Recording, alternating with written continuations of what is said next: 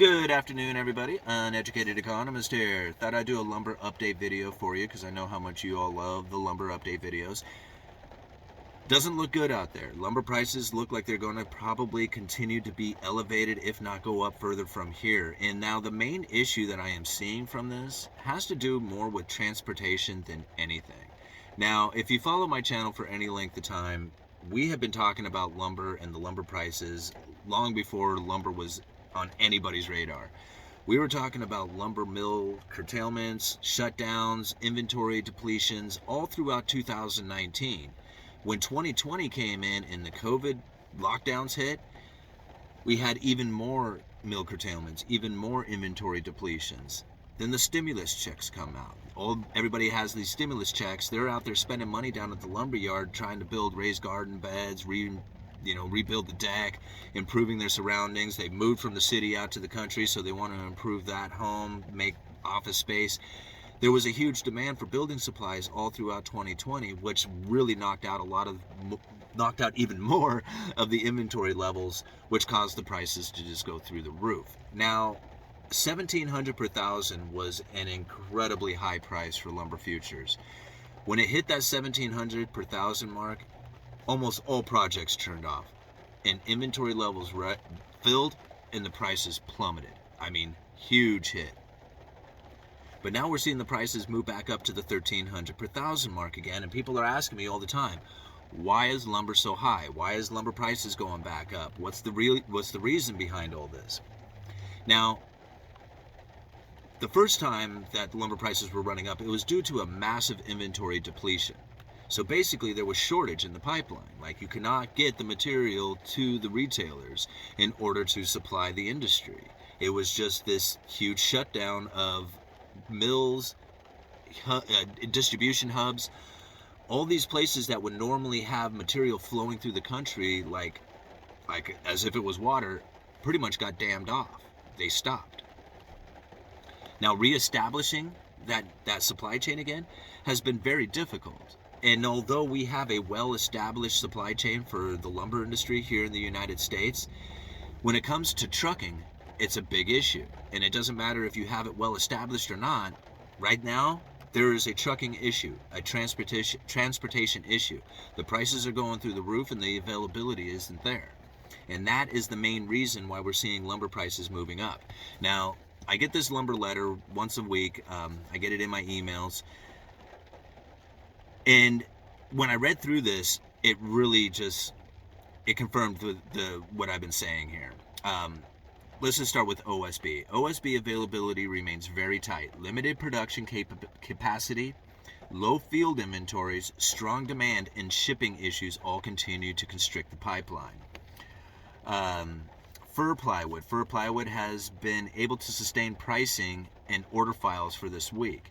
The trend could continue. Let's see here. Oh, I'm sorry, guys. Thicker panels have been able to garner higher adders were sold due to the lack of veneer offerings. So it sounds like they had issues as far as manufacturing goes. The trend could continue moving forward as OSB doesn't seem to be showing any extra production, nor are the transportation issues lightening up. So with the fir plywood, it sounds like they're having production issues, and because the demand for OSB is so high, the idea that there is going to be any kind of relief coming from the fir plywood industry to try and provide more sheathing just doesn't seem to be available there with the lack of veneer offerings, and then also having the transportation issues continue. Then talking about that was OSB and fir plywood. Now we're talking about southern yellow pine plywood. The plywood activity was a bit muted this week with more quotes than offers, so it sounds like they had a bit more availability in the southern yellow pine plywood. Availability, however, has been limited at best, with many mills unable to fulfill highly mixed loads. Where there is some hesitation due to higher prices, there is no reason to believe that price relief is right around the corner. So it sounds like right now, even though there seems to be a little bit more availability in the southern yellow pine plywood, the prices aren't going to be coming down any. Now, moving on to the western, talking about lumber now, getting out of plywoods, moving into lumber. The western SPF, spruce pine fir. Monday's holidays, sorry guys, I have a hard time reading sometimes. Both for the US and Canada, contributed to slower start to the week. Continued lack of transportation led one large BC mill to reduce shifts at all mills for the month of March, citing that without a reliable source of transportation, it is impossible to manage production. You hear that, guys? So these guys, like, there's demand for lumber out there. We all know it. We all see it. The price is obviously telling it. But the transportation of getting this material away from the mill is making it so difficult that now these BC mills, it says one large BC mill to reduce shifts at all mills for the month of March.